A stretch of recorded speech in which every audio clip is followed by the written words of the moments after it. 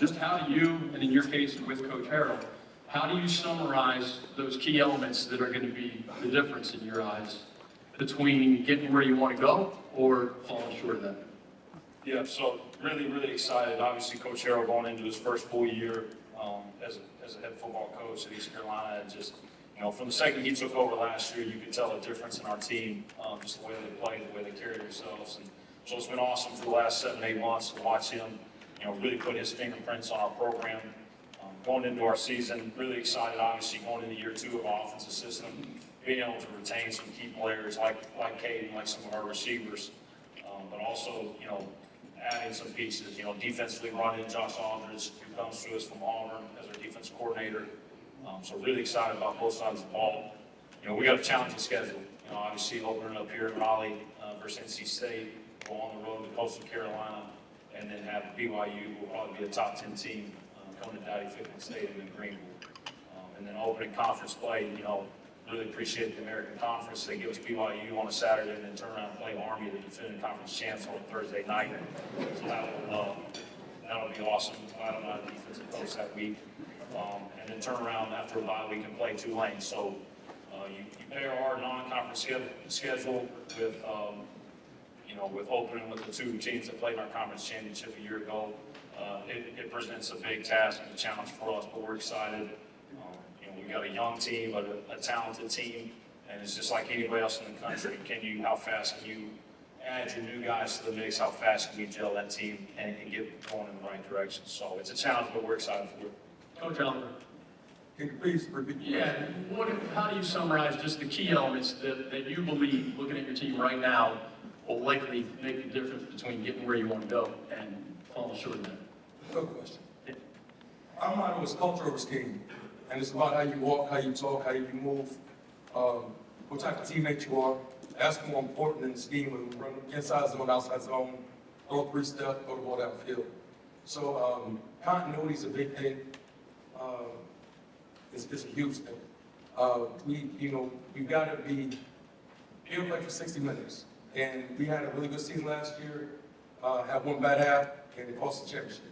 Last year, great season, one bad quarter. So consistency, and it's all about the culture. Coach Belichick. Well, we have 70 new players on our team from last year's team, so a lot of new faces. We'll see how it all comes together. Excited to start the year against TCU on Labor Day. We got a lot of work to do between now and then, and we'll just have to see how it all comes together. But just one day at a time, and it's probably better tomorrow than we were yesterday. Just grind it out, see where we're at. Quick reminder, the new rules allow for 105 players on a football roster. That's brand new this year. So if you have 70 new players, as Coach Belichick just said, that's literally 2/3 of your roster, which is a pretty high percentage historically. Coach Diaz.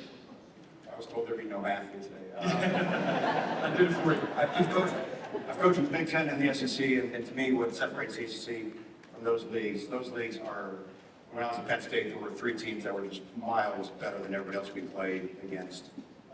Same thing, SEC, there's a sort of group at the top that sort of dominate our league. The disparity in talent is so much less. Everybody's pretty much playing with a very similar roster. All that to say, it comes down to close games. I think over half of our games last year were decided by a touchdown or less. So whether you end up at the top of the pack or the bottom of the pack, probably is going to come down to a couple of drives during the course of the game. If you play 32 quarters in 8 games, 2 or 3 bad quarters might be the difference between whether you're playing in Charlotte in the year or going to Shreveport for a bowl game or not going to a bowl game at all. So you have to win the fine margins. You have to stay healthy, you have to protect the ball, things that obviously everybody in here knows. But it's going to come down to a kick, a 4th down stop, a red zone score. That's just how this league is won and lost every year. As we give Coach Doeren the last word, so to speak, a quick reminder, a couple of these guys have really hard 1 p.m. commitments. So when we wrap up, whoever got those winning helmets, come on up. Let's keep these guys' day rolling because we want you to get that signed helmet and, of course, the quick photo. Coach Doeren, same question to you as you get the last word. Yeah, excited to get back on the grass with our players, definitely a team and a staff. it has a lot to prove. You know, we look forward to competing with all the teams that we play and have a great schedule. You know, have some midweek games, which is always unique for the players. But you know, we get to play the usuals in the state, but then get to go to Notre Dame, go to Miami, Florida State at home.